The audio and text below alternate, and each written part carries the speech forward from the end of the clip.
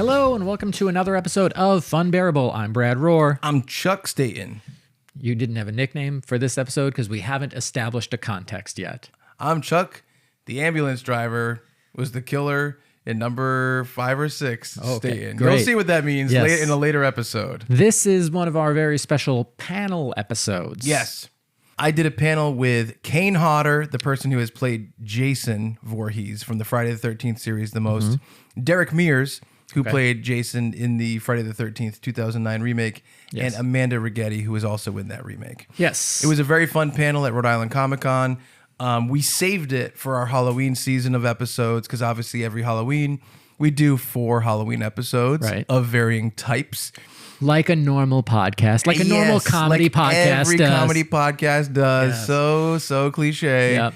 But we thought this year, because we're going to do franchise flashback Friday the 13th and go all through all the movies, we'd save the Friday the 13th panel that I did for this month's release. So that's what we're doing. So right now, we're going to cut to my panel with Kane Hodder, Derek Mears, and Amanda Righetti.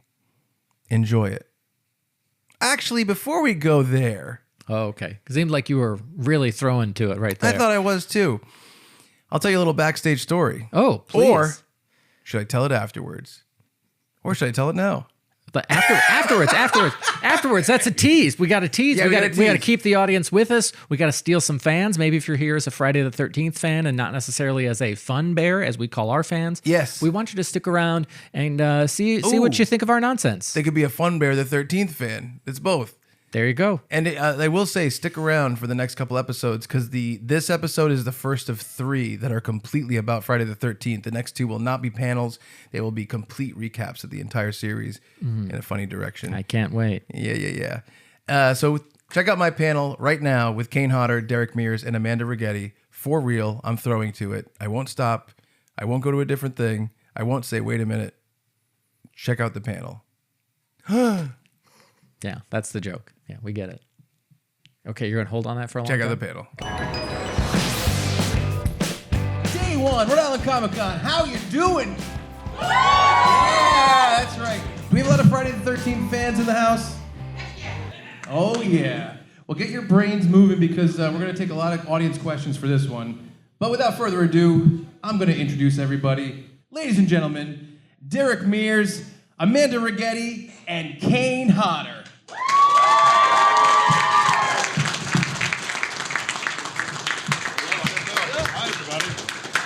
Where do you want us? Where do you want us? Right here's great. Deal. 1, 2, 3. Kane, where do you want to sit, Kane? I don't care. I'll sit here. All right. Woo! How you guys doing? Have you met him? Wow. Look at that crowd, Derek. Yeah. We bring them in. We have star power. But also, we're very happy that you are here, by the way. Kane, have you met Amanda before? I don't think so. Kane Hodder, Amanda Righetti, Kane Nice Hodder. to see you. Nice to see You you. were in his movie, I Yes. guess? Yes. I was. How many times have you watched my movie, Kane? I think it was I found this out last con. 0. Yeah, 0. In which I left the stage when he said that. It's nothing against Derek. I just haven't seen it yet. Oh, that's Did great. you die? No. She's my final girl. Why didn't you kill her? Isn't that your job? We tried. To kill everybody? I was too strong. Yeah, too strong. She boxes. Why did you survive? I don't know that I do survive because there was never another one. That's a good point. Oh. Guys, thanks. We're just going to have a private conversation. This is how our lives are. Don't listen. Don't listen. So sorry. Continue. Sorry. We're back. We're focused. So how are you guys finding Rhode Island Comic Con? Pretty good. Yeah, it's busy. Yeah. You just did this. I bought a Jason mask ring. Oh, yeah. That was for him. I know. I understand. I'm okay with it. I'm secure. Flipped you off. Derek and I have been together for 3 weekends in a row now. Whoa. Yeah. Consecutive, yes. It's been amazing. We have so many stories to tell. Oh, Why don't you spill them? not mixed company, though. Write a book. It could be. Let me see that ring again. Nice. Why is it on your middle finger? That's where it fits. That's fair. Okay. So we are going to be taking audience questions. If you guys want to line up at the microphone in the middle, we'll go to those in a little bit. But I do have a few questions to start us off. I wanted to ask all three of you, coming from the Friday the 13th series, as one of the biggest horror series of all time, what do you think makes an enduring horror movie series? Jump scares. Yeah, for sure. That's a pretty deep question. An enduring season, something that it's a weird mixture of landing at the right, for films in general, I think landing at the right time for release and the subject and content of what it's about that we as fans connect to. So for a series to last a long time, honestly, I think it's a mixture of hard work and luck.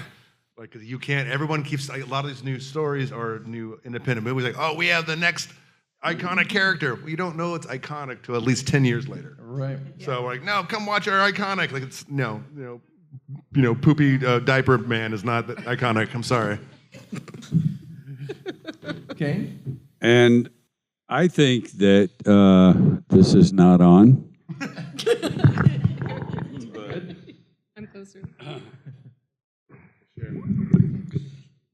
Speaking of iconic characters, I think, how cool would it be for Derek and myself to beat the fuck out of Art?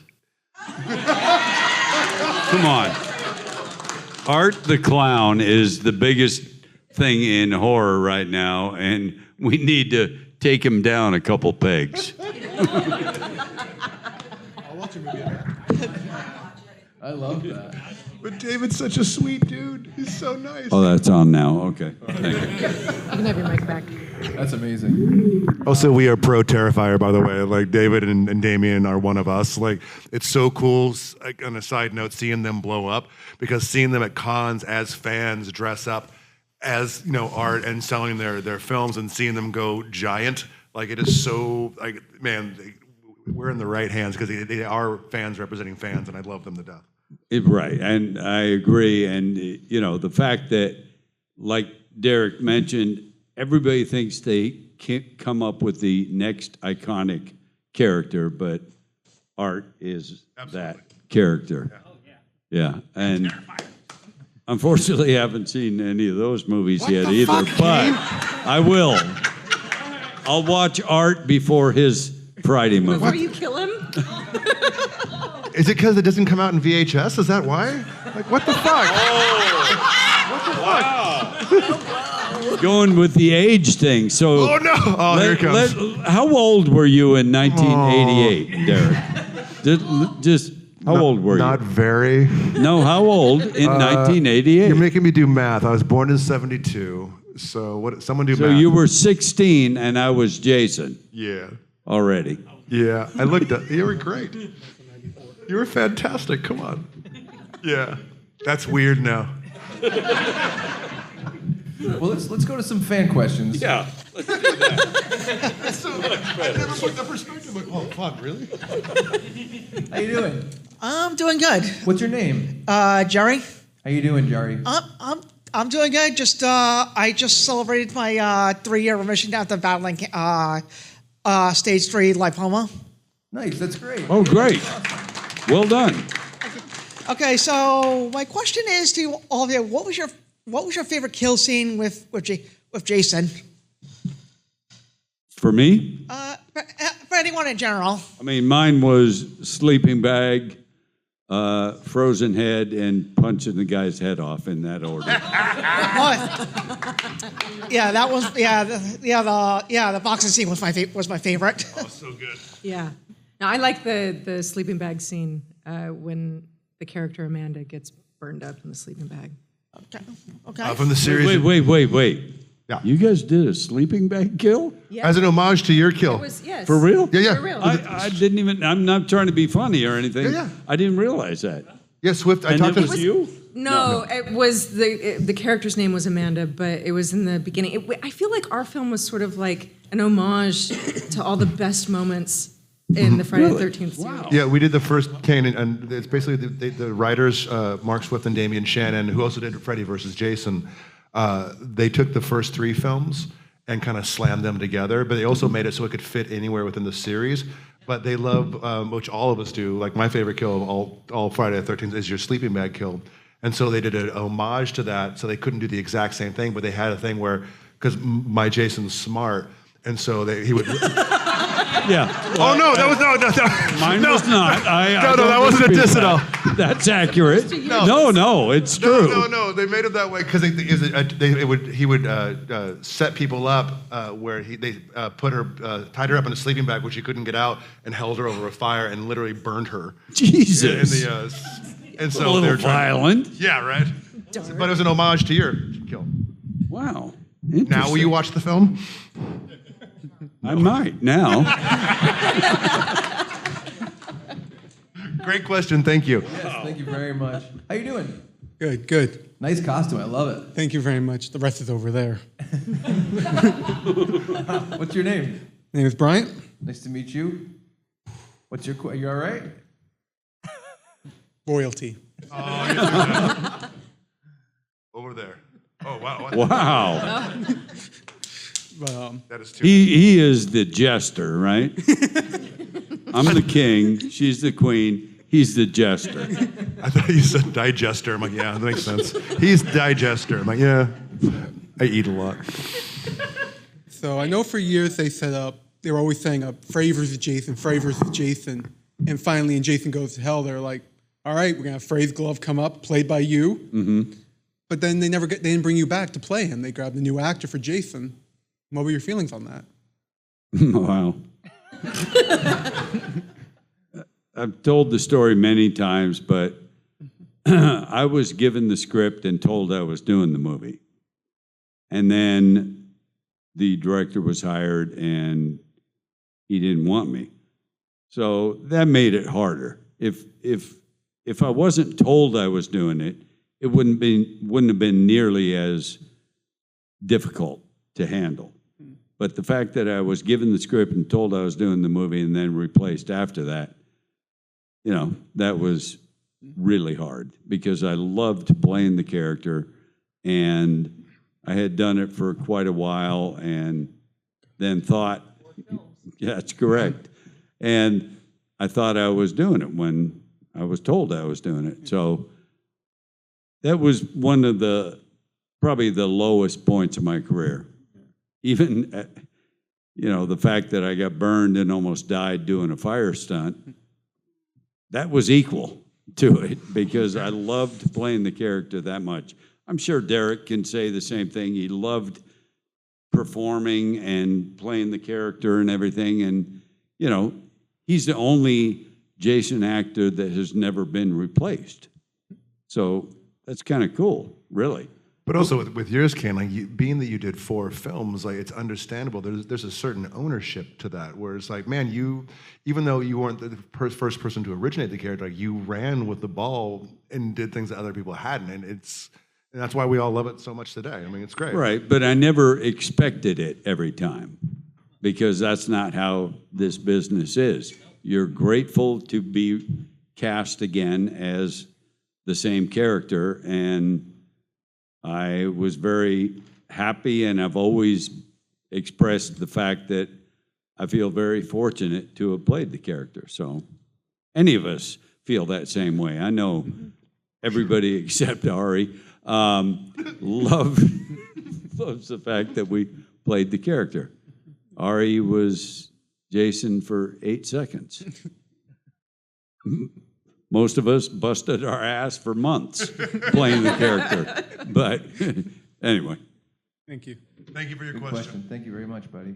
How you doing? I'm good. How are you? Good. What's your name? I'm Philip. Philip. Nice to meet you, buddy. What's your question? So, did you guys always want to get into horror? Like, did that just happen, or did you just go into a movie and you're like, oh, I want to be that? Like, what was it? A lot of times we don't have a choice. When people say it kind of wild, I find it wild when a lot of times at cons I'll meet people and sometimes like, oh, I'm a horror actor, and I'm like, what is that? I'm like, what does that mean? I go like, you just do like horror movies. Like, we're all actors. Yeah. We're all. Yeah, it's a weird thing, and a lot of times, like, you don't get to choose where you go. In my opinion, with TV and film, we're telling modern myths. So it's modern mythology, and there's certain archetypes that appear over and over again. And so we all fit different archetypes, and so when certain roles come up, that's why we're cast as those roles, because of those archetypes. So honestly, we really don't have a choice. Well, it just came up. That's true for you guys too? For me, yeah. I mean, I had read for Brad Fuller and Andrew Form for The Unborn, I think, the previous year before Friday the 13th was even being spoken about. And they brought me in to audition for Friday the 13th. And it wasn't something that I really pursued as like, oh, I want to be a horror film actor. It just sort of landed in my lap. Same opinion that, I was a stunt person and I was happy with my stunt career. I always loved horror movies, but never expected to be known for anything really. I just wanted to do stunts. And when you do stunts, you're never given much of the limelight, that actors playing characters get, because you're typically doubling an actor or playing a character that gets his ass kicked by the lead character. So you go into stunts, you don't expect to ever, first of all, sign an autograph, because that's just not what it is about. I just love the business. And when this happened, and you guys all know it's because of John Buechler that insisted that I play the character in Part 7 based on a movie we did the previous year. So even though I loved horror and always enjoyed it, never expected to be known in it. And so I think when you come into it that way, you appreciate it more, sometimes, because you never expected it. And, I have loved the career I've had, even just the stunt career, because I've done so many big stunt movies that people have seen. I'm very proud of that. But of course, the Jason stuff and the Hatchet stuff put it on a different level. And I'll never think it was something that I deserved. I just worked hard and, it happened. So. Awesome. Thank you. Great question.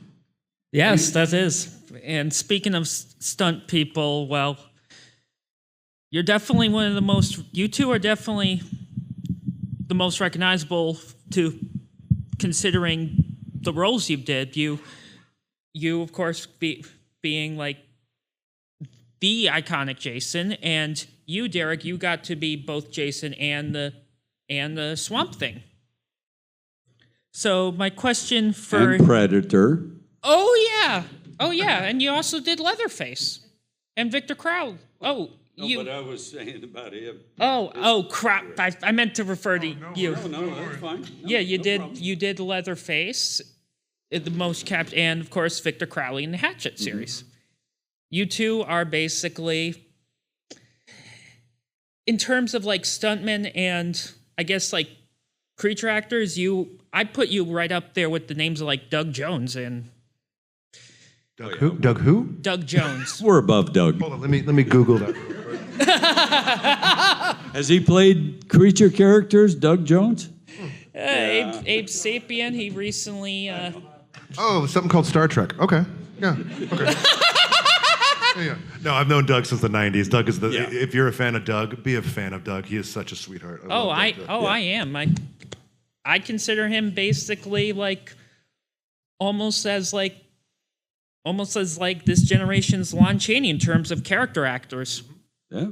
A lot of makeup roles, and Derek and I have done so many different makeup roles also that we can appreciate everything that Doug has done. Yeah. And he's a legend. Yes, he is. He certainly is, but so are you guys. In fact, I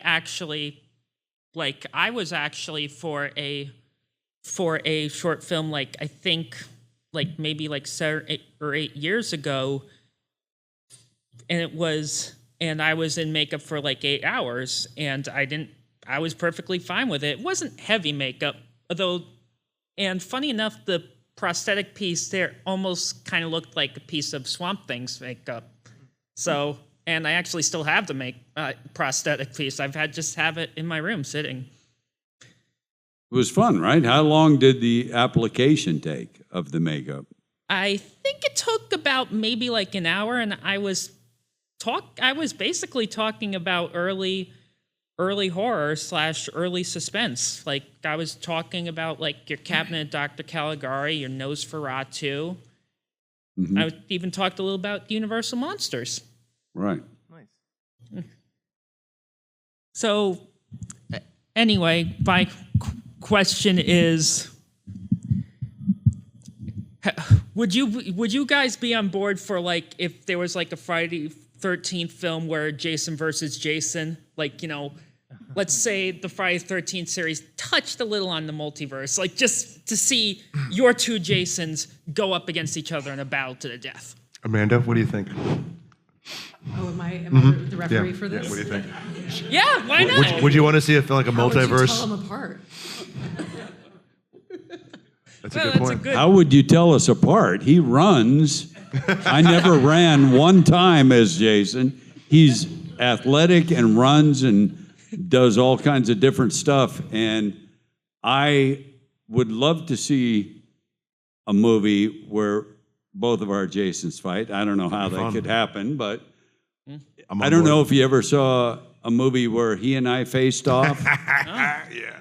I'll put it on my Called Hatchet, that Hatchet one of us 3. prevailed and one did not. I'll have to get that on my watch list. Yeah, true. Yeah. Two of us were What following did I the rip script. your spine out? I believe I did. For sure. Pulled my spine out instantly. Oh yeah. Yeah, yeah. harder to do than you think. Yeah, it's I've done the research. That's great. Thank you very much. Oh, thank you for your question, brother. Yep, and when we're the thing, Derek, I hope you get to reprise your role as Swamp Thing in the DCU. Oh, thank you, brother. Too nice. Thank you. Thank you. Thank you very much. How you doing, sir? Hey, well, I'm back. So in the grand scheme of things, when you're making these movies, like, do you already kind of know, like, this is the actress we want to have be the final girl, like, that's their character? Or do you kind of, like, mission mash and be like, okay, this time this character is going to go first. Actually, we want that one to stay alive. We'll kill that one later, and this one's going to be the final one. Like, how do you decide? I think the writers usually decide that when they write the script. But is it, like, cemented in stone, or does it, like, change throughout the process? I think the only thing that changed for us, we reshot the ending, didn't we? And we also did a reshoot for the part where Jason goes into the wood chipper. So that wasn't in the original script. It was an add-on as a reshoot. And all the stuff on the dock at the end was not in the original script either. The dock sequence was meant to be an homage to the original Friday the 13th, where if you notice it's shot in a kind of a different film stock, so you don't know if it's a dream or not, similar to the first one where you're like, did Ari jump out of the lake and grab Alice? Don't know. So if we ever came back, you would find out, you know, who survived and who didn't. Very cool. Is that the same for yours? Or? Yeah, basically, who goes when and who's the last, and that's all scripted. You may add some little different flavor to some of the scenes, but as far as that goes, it's pretty well set by the writers and the director. All right, thank you. Thank you. Yeah. How you doing? Hi, good. How are you? You're so pretty. It's crazy. Okay. Thank you. Thank you very much. I was talking What to about her, No. though? She's okay. No. So no, you guys are all so pretty. I meant it to everybody. No, I was gonna ask. So, was there ever a moment when you guys were filming something like very grotesque, when something like very funny happened? Just a real good funny story at all, but extra points if it was during something disgusting. I feel like there was something with you pulling the machete out of Ben's head. Exactly. This is the content we want. The scene where I race up in the trailer and then swing and I nailed Ben Feldman in the head with a machete. I asked the director at one point, I go, hey, can I do like a thing where it's like, you know how I get stuck in wood or a melon where it gets stuck? I go, can I put my foot on him and like act like it's wedged and then pull it off? Oh, and that's amazing. Yeah, and he's like, yeah, you can teach him how to do that? I go, yeah, I can teach him to it. We can do it safely. So I started to teach him. And at one point, the director goes, Derek, it's taking too long. Just kick him in the face once and we'll move on. And I look down at Ben, and Ben looks up at me like, from below in a very vulnerable position. He goes, please don't. Please don't. Did you do it? Did you kick I don't, please. So yeah, there are times, but there are other times where in the bus sequence when we're in the turn bus, Yes. I teased Amanda where I'm like, thank God they made the actual mask of what you would make a hockey mask of that kind out of, and not having like a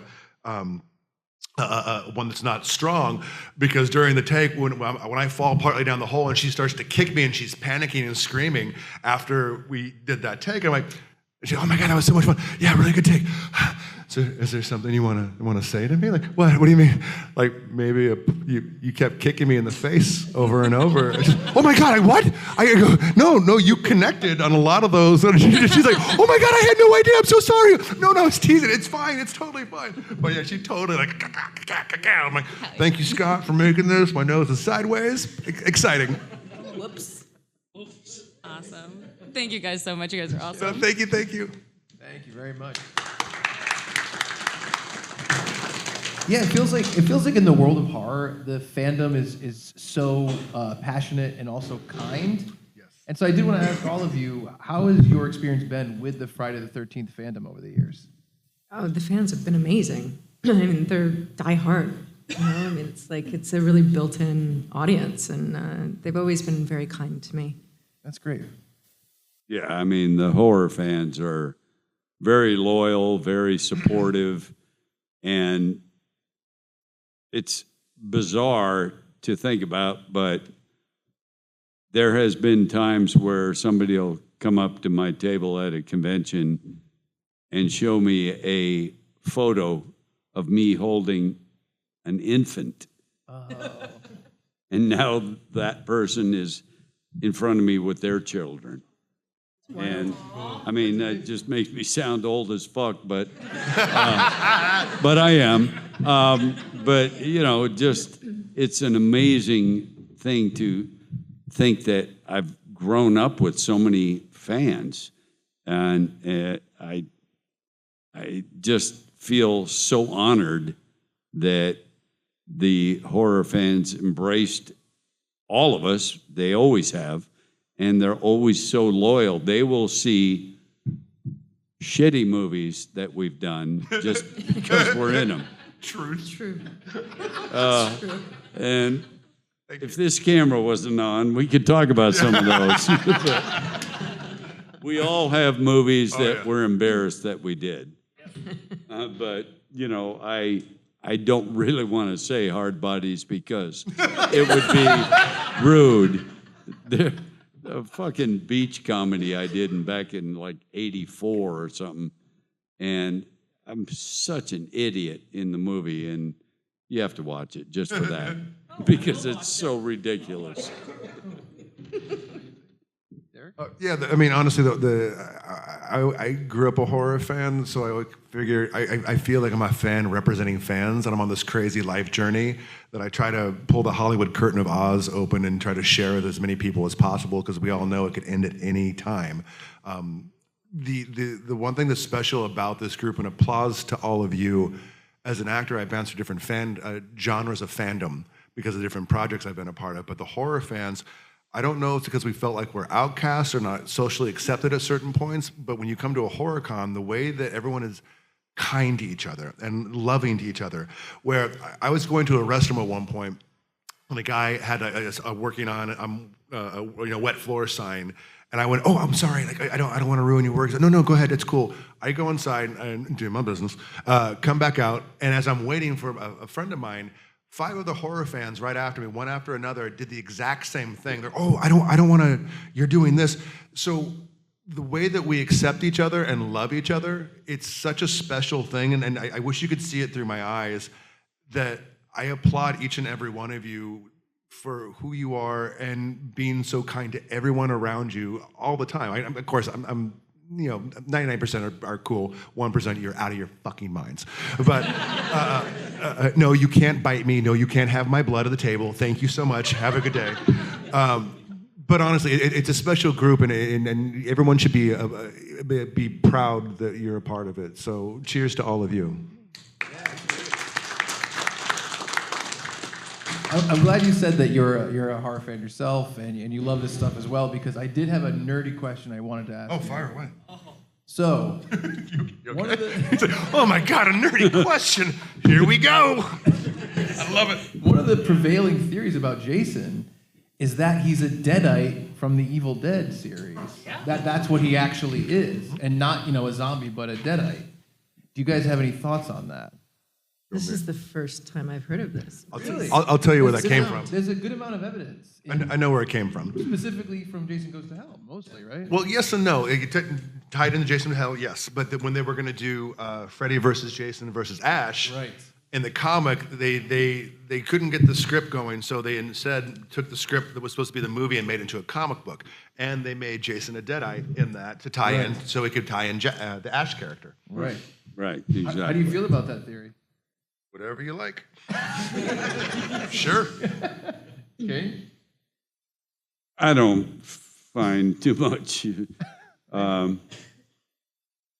truth in that myself, but I will, and again, if I talk about something you've heard before, I apologize, but when I did part 7 and part 8, the scripts were not called Friday the 13th.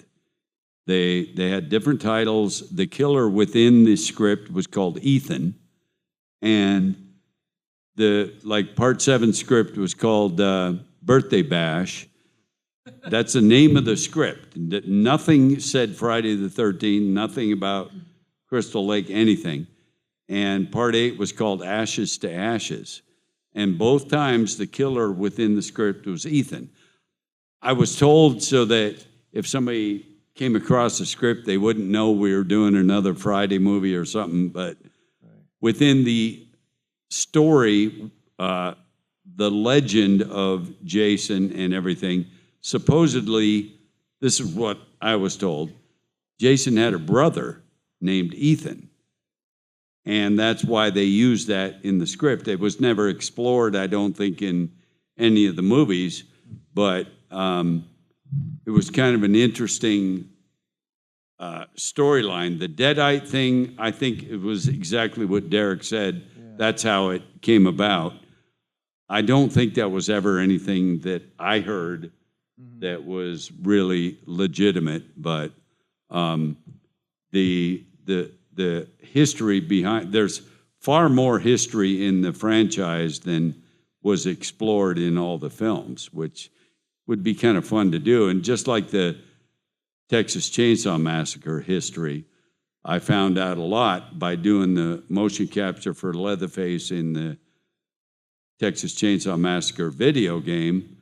I found a lot of history from Kim Henkel, who, was the originator, really, and said a lot of history was never explored in that franchise either. So, Kane, that's our multi-universe movie. That's you play Kane, or you play Jason and play him dead straight and like a badass. I'll play Ethan, the little brother who's like, well, I'm going to try to kill too. I'm going to be like my friend, be a complete dipshit. And it's almost like you're babysitting me the entire time. No, that's not what you fucking do. Come on, man, that's a good idea. I'm on board. Hey, guys, I'm gonna get you.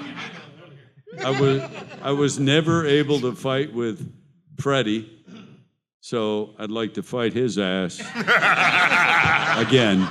Yes. You could call it A Tale of Two Jasons. I'm in. Yes, Tale of Two Jasons. Yeah, absolutely. Speaking of all the crossovers over the years, because there was obviously Freddy vs. Jason, and there was the comic book series with Ash, is there any other franchise that you would like to see cross over with Friday the 13th? Amanda? Come on. You're asking like the Gilmore Girls? Sorry. No. the final girlfriend. I'm open. That's not bad. Jason's still my boyfriend. I'm so mad. This is bullshit. Sorry, go ahead. I don't know. Was that an impression of her? No, that was just it was doing the Gilmore Girls with Jason, like the drama, and like Jason's dating who? Oh my God. Sorry. I think Kane and I have because we have the same answer, right? I think we have the same answer on this one. Ready? Say it on 3. Ready? 1, 2. You do it. Okay, I'll do it. No, we talked about before, like at a different con, we were both like, oh yeah, that's a fun idea. Where if you did Michael Myers or did Halloween, because technically Jason's a ripoff of Michael Myers, and being that they're very similar, you could have an equal battle where going, toe to toe, rather than having one be, gaseous or whatever type of supernatural. So they're similar, where two giant zombie ogres battling it out would be great. That is great. I love that. That's very good. I actually had a question specifically for Kane. So you're one of the most well-known actors to play a horror villain ever. Did you ever expect to become like a legend of this genre? Like, especially when you went in, you're doing the second Jason movie that you did. Did you kind of expect to be like, well, this attention is growing? It's just a very specific thing to you as a person. I know it's explored a lot in your documentary, but did you ever think that was around the corner or coming up? Of course not at all. I never anticipated the notoriety or anything. I just loved playing characters like that. And even after I did a second Friday film, at that time nobody had done that, I still didn't feel that same thing. I was just felt very fortunate that they wanted me to, but never expected the kind of notoriety that has happened. There's no way I would have ever expected that, even after doing the movie. Kane, can I ask you when did you start? Here we go. No, I'm being serious. All right. I'm a fan. I got a front row seat. When you did the films, when you first started doing conventions, did you do that immediately after your first film, or did you wait after a couple films? When did you start doing conventions and saying hello to fans in person? That's a good question. We finished shooting Part 7 in 1988, and there was no real, press about me playing the character. And Tony Timpone, who used to be the editor of Fangoria magazine, said, we do horror conventions. And I said, what's that? He goes, it's just a convention where fans get together and we bring in some horror actors and stuff. And I said, oh, wow. He said, why don't you come down? It was at LAX by the airport at a Hilton. And I went there and just to walk around, experience it. And Tony had me come in while he was talking about the new movie and said, by the way, the new Jason is sitting right there. And he pointed me out, and I waved or whatever. And then I left to walk around the convention. And as I left the panel room, which was still going on, there was 50 people following me, and something I was not used to at all. And I was like, wow. And they were asking me to sign stuff, and I was like, the movie isn't even out yet. That's how well-known the franchise was. And just the fact that they knew I played Jason, even though they hadn't seen it, they still wanted stuff signed, and it was a surreal moment, really. Because also, you were technically like the first Jason to you were hands-on with the fans, where from the get-go you established a relationship with the fans through from the character through you to the fans. So you became that liaison, in my opinion, and that's what makes also you special and unique, because no one was doing that at the time. And being they didn't know about Jason, you've made that name because of your interactions and being cool with people, rather than having an elite attitude and be like, them and us. And I was like, no, you're like, we're all in us, in my opinion. Right, and even the guys that played Jason before me they never had an attitude about it. Some of them didn't even give a shit that they played the character, because it wasn't so widely known around the world. And once I started doing stuff, then some of the earlier guys started saying, wait a minute, I played Jason also, and they started doing convention like Steve Dash and Brooker and Ted White. You know, I had worked with Ted White on several films. He was a respected stuntman in the business, and it just, as it went on, it just became so much more popular for people to want to meet the person that they watched do horrible things to people. What is your favorite kill, by the way? Did I ask you that before? Oh no, but I for in general for all the Fridays. No, of yours, I mean. Oh, mine? Oh, Yeah. was the Aaron Yu with the screwdriver, the slow. There's a scene where it's a very Saving Private Ryan where I'm holding him and slowly go under his jaw and push it into his brain and scramble his brain. Did you add anything to that? I admit, yeah, that was The me. slow. Yeah, I purposely did it that way because at one point I'm doing it and the director's like, Derek, you're doing this thing with his head, like you're pulling his chin back. I'm like, yeah, because if you do this is skull and it's a lot harder. I go, this is the soft underpalate and you can get into the brain now. He's like, okay, you have thought about this way too much.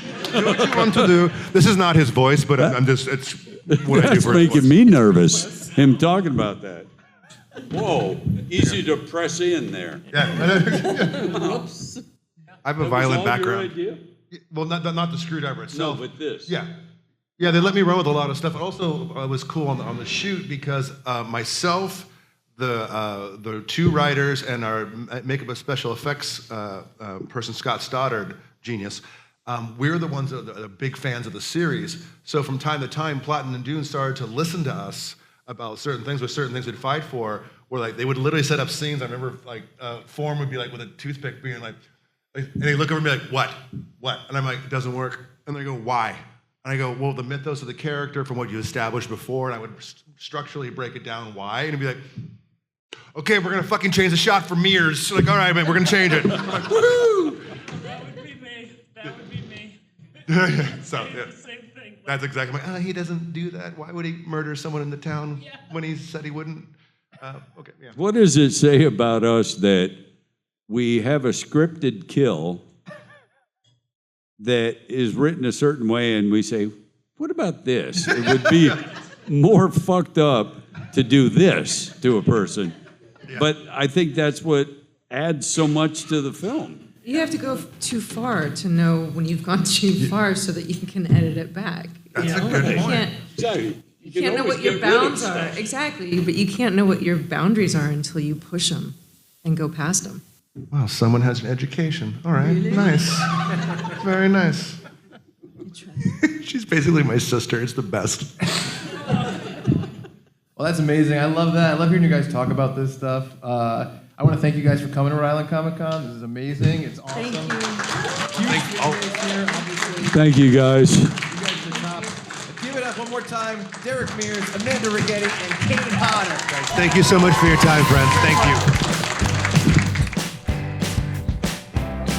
Good panel. Great panel. A Thank lot you. of fun. Enjoyed that. Now, I love the relationship between Kane Hodder and Derek Mears. Yes. It's super fun, Yeah. and it's 100% appropriate. I love that.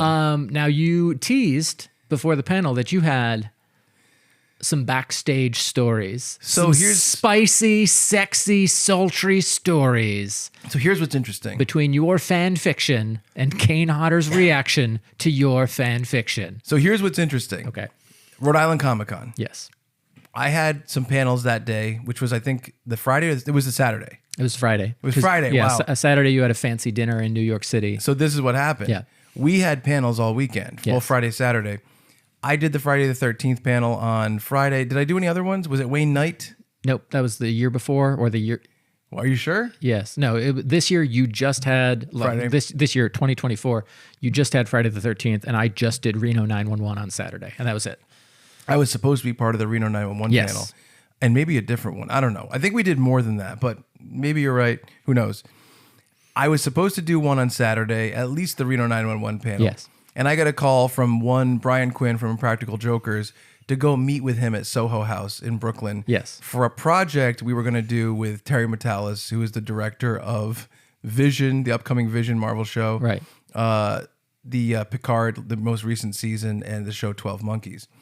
And I was like, oh God, I have a panel. I'm in Rhode Island. What should I do? I said, Brad, can you please do this? Of course. Brad saved the day, did the Reno 911 panel. I swear to God, there's another panel from that weekend. There was not. I swear to God there was. Okay. I'm going to slap you. I think they offered us one because there was a lot of confusion because I replied, but I didn't reply all, so they didn't give me any panels. Oh, you And didn't it was- reply to the right email. Yeah, it was a whole thing. That's right. Yeah. So I had to make a decision whether or not I would stay or leave, and I made the decision to leave. Like I Right. said, Brad saved the day. Yep. And I went up to have my meeting with Quinn and Terry Metalis in Brooklyn.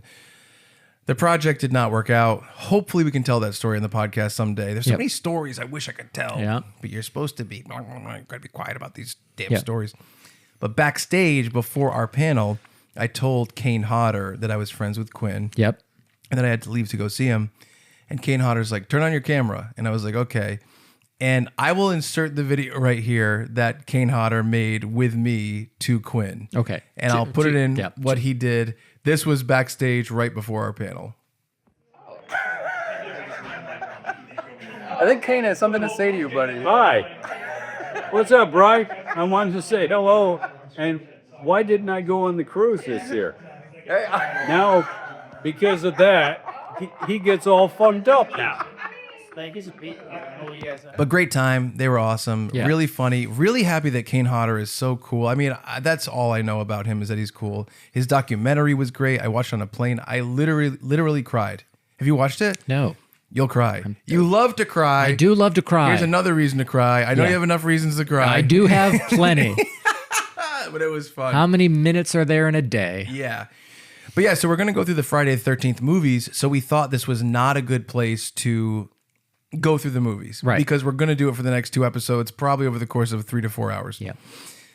So today we wanted to talk about Superstitions. So here's the thing. When we talked about Friday the 13th, I told Chuck, oh yeah, my dad wouldn't work on Friday the 13th. See, he was an electrician for 30-ish years. He's retired now. And I think he had like one bad Friday the 13th where like something went wrong at work and he got it in his head that Friday, the reason things went wrong was because of Friday the 13th. So he refused to go to work. And this isn't like he took sick time or personal time. There was no sick time or personal time. He would take less money so that he didn't have to work on whenever there was a Friday the 13th. That is the funniest thing I've ever heard in my life. You know, it's weird because I'm like, how rational was my dad? And it's pretty rational much of the time. But this is a blind spot for him that he took it upon himself. Like if, you know, you look at the data of like, oh, are there more accidents that no? Can we just, okay, he's very rational. He's wearing a rainbow umbrella hat. He's calling out of work. That's why I said much of the time my dad is rational. I can't wait till you're wearing those umbrella hats. It's coming. Would you do, let me just talk to you about this, a little side note. Would you sell Funbearable umbrella hats? Ooh. In celebration of your own dad? Maybe with hot dog pattern. I don't think we would make our money back. So once we're at a place where we can have a lost leader, then sure, I'm down. That would be. But we're not there yet. How about this? Okay. This is the way some people do merch, and I think that maybe it would be smart for us. You do only pre-orders. You tell people we're only doing pre-orders so you know exactly how many you need. Okay. That would be pretty great. Yeah. Limited edition Funbearable umbrella hats. With a hot dog pattern. Yeah. We'll look into it. And then you take a picture. Yep. Umbrella hat, can of the Brad Rohrer candle. Yep. Wow, and you get a special thing in the mail. Yep. By the way, just so people know, I this is a weird place to plug this, but I've kept like every paper that we have used to like write something like scripts or drawings or whatever it is for the show. So when you order merch off our site, we try to include that here and there. We try to if we include can. special stuff. Special stuff. Yeah. So if you ever want to order stuff from funbearablepod.com, please do it with the knowledge you're going to get most of the time a personal item like that. Yeah. In fact, let's make a commitment right now. I have so many. From now on, let's do merch like that. All right. Let's just send out stuff like that. Put it in the merch bin in my house. I will. Anyway, Superstitions. So yeah, my dad wouldn't work on Friday the 13th, and I was like, oh man, like I don't have that. That is not a genetic trait, but I'm superstitious about a billion other things in the tiniest, stupidest ways.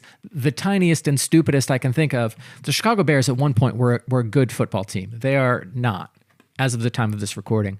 I think it was 2006. I had just moved to New England. Yes. And so my Sunday mornings, I wasn't going to church at the time. So, I'd stay up late on Saturday.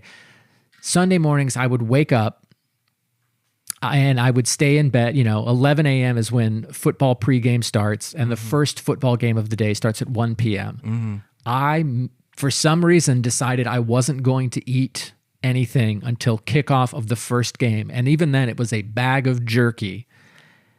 And that was my good luck charm because the Bears were doing well that season. They did lose the Super Bowl in heartbreaking fashion to the Indianapolis Colts that January. That's cool. Getting to the Super Bowl is cool. Yeah. But yeah, that was a superstition that I developed for, I have a rational brain that I'm like, oh, nothing I say or do impacts the outcome of a football game at all. But what if it does? Yeah. That's kind of what it comes down to. Yeah, that's funny. Oh, it's like I completely feel like it doesn't. Yep. It never could. It's impossible, except it might. Yeah. What if I don't remember where, if I read it on defector.com or whatever, but it was the idea of what's our buddy doing? Just snaking some drains. Hell yeah, Wow. snake those drains, buddy. You look the part. I love it. Yeah. Plumber Dave. Be a man. That's Perfect. good stuff, my Perfect. friend. That's great. That was Dave, one of the owners of the Comedy Connection. He rules. We love the Comedy Connection. I read an article on defector.com or whatever years ago of of course, superstitions are nonsense. But what if the cosmic energy of tens of thousands of people doing their little things on a quantum level impacts the outcome of something? Then you have to do your part. You have to wear your lucky jersey, your lucky hat, eat your lucky chili. Eat your Lucky Charms. Eat your Lucky Charms. They're the luckiest cereal, famously. Yeah. Unless you're a leprechaun. And what if that does? What if you are one tiny cog in a giant probability machine? You're And insane. I'm like, of course that's insane. But then you look and I'm like changing jerseys at halftime because I'm like, well, the defense was good, but now we need offense. So I need to put on a running back's jersey. It's so irrational, That's which is crazy. not how I live most of my life. See, for me, my superstition stuff is this. Band for 15 years, not BANNED, but band, being in a band. And then, of course, like working filmmaker, podcast, all this stuff we've been trying to do. If someone says, hey, we might be able to set up you podcasting with this person. We might be able to do this. Until it's confirmed in my calendar, if I put it in as a thing, it's not going to happen. That's true. So I have to put it in with a question mark afterwards. And if I don't put that question mark in, I've fucked myself. And if I do, I'm somewhat safe. Right. Maybe. That's a superstition that I am embarrassed about. Yeah. For sure. I mean, also there's little ones where it's like, I was coming back to record. And by the way, if my voice is a little gruffer than normal, it's just because the allergies are kicking in. Yeah. I'm doing my best. I'm drinking tea. Brad saw the concoction I took. I did. It was disturbing. Mucinex DM. If you've seen Flonase. like a monster movie from the 30s with like the beakers and the spinny thing, it was that. It was Mucinex DM, Flonase, Zyrtec, Afrin, tea with honey, and menthol cough drops. Just to do 2 episodes today. But it's just allergies. I just have this. Anyway, the other one that I have is this. I was leaving New York to come here to film. Right. And the lighting bag was in my car. Yes. Which we don't need when we film here at the Comedy Connection. Right. But if we film at like my house or we go to Best Video for our franchise flashback, which will happen next week, I need all my equipment, including the lighting bag. I went to take it out of my car and I said, if I leave it in my car, we won't need it. Yeah. If I take it out of my car, we will need it. Okay. So that's another superstition I had, which I left it in the car. Even though my car was full and I didn't want to keep it and I was way more convenient to leave it behind, I knew that would be what happened. Yeah. So I have a lot of stuff that's more like I want a thing to happen, and if I don't do a thing, it won't happen, I guess. This is October. Back last month in September, the Powerball jackpot was up to like $1.7 billion. Yeah. I did not win. Yeah. But when I buy a Powerball ticket, when it gets to like a big prize, and again, I recognize I'm paying for, I can daydream for 2 days about what I would do with the money. That's what I'm paying for. I'm not going to win. Gambling is tough for me. Yeah. But I buy the ticket and I don't look at it because I'm like, looking at it makes it bad luck. That is for some reason. So I take it. I'm like, thank you. I put it in my pocket. I go out, I put it in the truck. Like, but the odds are astronomically against it. Maybe the secret is that I should get it and look at it and memorize it right away because clearly not looking at it has not worked. Has not famously. worked. So maybe my superstition is wrong. I'll give you another superstition that I please have. do. That's the stupidest one. It's childish. I didn't want to say it on camera. I'm saying it anyway. Wow, thank you. I'm an old man who collects young boy toys. Yes. Okay? Could we phrase it differently? Okay, I like to have boy toys. Nope. I like them to be young. No. It's just getting worse. I like to toy with boys. I like to it's toy way with young worse. boys. I like them young. They're boys. They're toys. Yes. No, I hate to say it, I like to collect action figures. Yes. I don't even put them up that much. I usually put them somewhere where I can look at them and put them back and look and put and look and put and look. Yeah. And you bought a Bart Simpson figure today. I did. It was on clearance. Tell him. It's it on clearance. It was $2.49. I don't know what the regular retail price is. $4.99. Well, then that's yes, a 50% discount. Yeah, that's a clearance discount. That's a very good discount. There's certain things I look for. I'm very selective. Don't think I'm buying any toy that comes my way. If you're a boy toy strutting by, you buy all these. If you're a little boy's toy, I'm like, no, let me see. And then 5 boy toys go by, and then I take a big sack, I put it over the 5th boy toy, I throw it in my trunk. Yep. I was gonna make a joke about the action figures you're buying, but yours is so much worse. Yeah, it sure is. So here's what I'm getting. I'm going to be honest. I can't believe I'm being this honest. I'm so sheepish and I'm so humiliated, but I'm going to humiliate myself just for the sake of the pod. Wow, that's very nice of you. I'm getting the Ninja Turtle reissues. Okay. Yes. It's all the toys from when I was a kid, and they're putting them back out exactly as they were, pretty much. Right.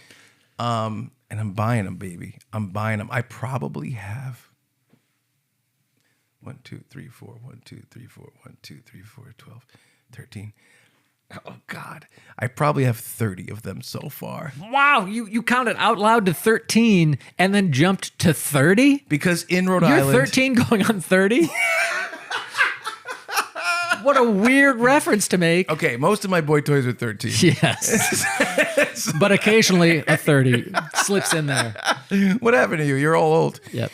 In a drawer in my house, a secret drawer, Rhode Island. I have a house in Rhode Island and an apartment in New York. In my house in Rhode Island, I get a secret drawer, and I have to stack the turtles. One bubble up, one bubble down, one bubble up, one bubble down. 4, 4, 4. That's 12. There's one extra, 13. Then I have the majority of them in New York. Yep. Probably about 15 to 17. So, you want me to name them all? No. Michelangelo, Donatello, Raphael, Leonardo, Splinter, Shredder, Foot Soldier, Slash.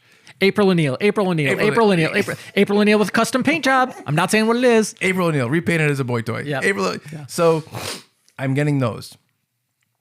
As well as the vehicles. The turtle van. Yep. The turtle blimp. Yep. The Technodrome. Yep. The turtle sewer, please. Yep. It's ridiculous. It is. And I'm getting some of the Mario figures, especially the Bowser kids, the Koopa kids, all this stuff. I have certain things that I get. Some of the Simpsons figures that are new. Yep. Okay, the reason I bring this up for my superstish. Yes. Okay, you ready? Yes. My soup. Give me this stish. So when I go to a store to look for them, Uh-huh. I look at all the other toys first, and I purposely don't look. And I'm like, oh, maybe there's a good one here. And I'm looking at the other toys. And you're like, WWE action figures. Yes. Which I got a couple of those. Jurassic World action figures. I got a couple of those. And you're like, oh, but these are this is the turtle section. We skip over and go to whatever next. And then you're like, oh, I've gone through everything. Polly Pocket, Game of Life. Yes. Everything. You're like, now I can look X-Men, at Spider-Man, Marvel. Now I can look at the Ninja Turtle section. Now I can look. And I don't know what the idea is. Maybe one pops up somewhere else that's like one of the ones I want. It's a big surprise. Right. I save it. I save it till the end. And that's one of my stitches. Because the anticipation is a fun part of it. Oh, is it the anticipation, not the superstish? I think it's maybe both. I guess if you're doing it with the idea... Pace versus stish, eh? Yeah. If you're doing it with the idea of this makes it more likely I will find the thing I want. Yes. Superstish. Wow. But if you're like, oh no, this is just how I do it, anticipation. I found another superstition. Oh boy. Black cat crossing my path. I'm going around. Oh no, I'm running up to that cat. Well, I mean, that's fine. Being friends. Okay, cat crosses your path. Yep. Goes right up to you. So you go pet the cat. Yeah, You're yeah. still not crossing the line. No. I'm hoping it rubs up against my ankles. Do you go around it? I let the cat lead the way. You don't care about going. No, doesn't bother me in the slightest. This is why there's problems in your life. That's probably it. Yeah, that makes sense. I've let a lot of black cats cross my path. No black cats cross my path. Won't walk under a ladder. I have all the traditional ones. I stay away from. Do you know? But I don't. If I did have to, it's fine. And then later, if something bad happened, I wouldn't relate it. But I do avoid them. Walking under a ladder, I'm told, like this is something I read, so grain of salt. It's all grain. The shape of a ladder, like on the ground, triangle, represents the Holy Trinity. And by walking through it, it's an affront to God. This is what I read in a bathroom reader trivia book years ago. Wow.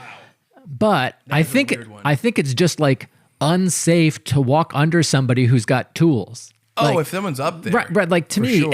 that's the it's not superstition, it's just common sense. That makes sense. I never heard that it applies when only people are on top, like shaking the ladder. yeah, just in general. You're the shaking it. You know, they're going back and forth. The idea, because obviously that's not great. Opening an umbrella indoors. I got that one. I won't do that. So umbrellas used to be less reliable than they currently are, and so when you'd go to open them, you don't know where the little wire things are going to go. Now they're more, and so it's so you don't hurt someone. Breaking a mirror.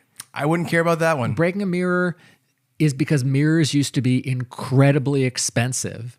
And so to get people to be more careful with them, it was the idea that you're cursed with 7 years bad luck for breaking a mirror. Wow. This is a kooky history. Yeah. We should do a whole Roar You Know about it. Roar You Know is a segment on our podcast where Brad looks up the history of something, the facts behind it, and he teaches me, like, the more you know. Yeah. You get it? But, you get but it. my last name is Rohrer. His last name is Roar, Brad Rohrer. No, I got the black cat. No. I got the ladder. I'm delighted I got the umbrella. I'm delighted to see a black cat cross my path. I'm excited about it. You're insane. I don't have the mirror. It's one of those things where it's just like your football thing where it's like, no way. Yep. But maybe. But maybe. No way. But perhaps. But maybe, but like 0.0000001% chance. But what if? To bring this to all the way around back to where this started, Friday the 13th. Yes. Is when my house burned down. That's true. And the movie we were seeing that night, Peanuts. It was the Peanuts. It was reboot. the Peanuts movie it was that came pretty out. Bad. It wasn't bad. bad. It was okay. It was the okay. art was cool. Yeah. The story wasn't great. Yeah, I mean, it's a children's movie. Largely forgotten. Yeah. My house fire, not forgotten. Nope. Remembered. Daily. Remembered. Yeah. Yeah. A lot of things I've lost. But if your house burns down on Friday, hold on. Okay. Back up the truck. Back up. Put back on our umbrella hats. Okay. Hot dog shaped. Yeah. We're opening them indoors. Yep. Your dad being like, I don't want to go to work on the Friday the 13th, and us being like, this doesn't make any sense. You're crazy. Yep. You're a kook. You belong in a mental institution. But my house burns down on Friday the 13th? Yeah, but you're not my dad. Now, as far as I know. Who belongs in the mental institution? You. Well, it was painful. Yes. It could have broken me. PTSD. I'll say, bad things can happen 365 times a year. Yes. 305 days a year. Yeah. 2 of those or 3 of those might be a Friday the 13th. I don't know. Maybe I should be more careful. All right. You're not going to go to work? When I went to my house, the only thing that was recoverable was a bloody machete. Yep. And a hockey mask. A hockey mask and the Necronomicon. Yeah, of course. And Mrs. Voorhees looking through the Necronomicon trying to bring her dead son back to life. Yeah. So it could have had something to do with that. Corey Feldman was there, I think. Corey Feldman, he was making a mask. Yep. Jason's head was sliding down a knife. And if you want to hear more about that, stick around for Franchise Flashback for the next 2 weeks. We literally started this. I went to space. We literally started this by being like, Brad's dad has this crazy superstition. Yeah. And now, without any planning, I'm coming around to the realization that my house burned down on Friday the 13th. Yes. And it's pretty difficult to argue with your dad, who stayed Yep. in his house Yep. to protect it I'll from say- fires. so every Friday the 13th. And guess who didn't do that? Chuck Staton. The old peanut man. Saturday the Peanut 14th boy. of the day after house fire, I called my parents to talk to them about it, and my dad pointed out that it was on Friday the 13th. That POS. And then he's like, "That's why I never went to work." And I'm like, "That's not. It's not. It didn't happen because it was Friday the 13th. It happened, and it was Friday the 13th. This is blowing my dick off my body. Well, it's not going to take very long." Whoa! Close the podcast. Thank you all for. No, it really though. I didn't realize that. It's hilarious that your dad said that. Yeah, this is upsetting. I'm sorry. Really. It's been years. It's been 10 years. Well, I just had this realization live on the podcast. It's 10 years next month. Wow. Yeah. It's been 10 years. This is 2015, right? Wow. All right. Well, anyone who watched this panel, thank you very much. I hope you stuck around for the podcast too and enjoyed this. Obviously, you wouldn't be hearing this message unless you did that. Yeah, that's true. We're going to continue our Friday the 13th talk next week on Franchise Flashback, where we go through the first 6 Friday the 13th movies. And the following week, we'll be going through the next 6. That's going to be We do brutal. it from a actual video rental store called Best Video in Connecticut. And our buddy Jimmy the Hair Guy is going to be on to help out from the world of Tell 'em Steve Dave. So it's going to be a great time. This is like a Friday the 13th month for us, we decided. Honestly, and the only reason I decided it Your is house is because- going to burn down 31 times. Yeah, exactly. Yeah. You're right.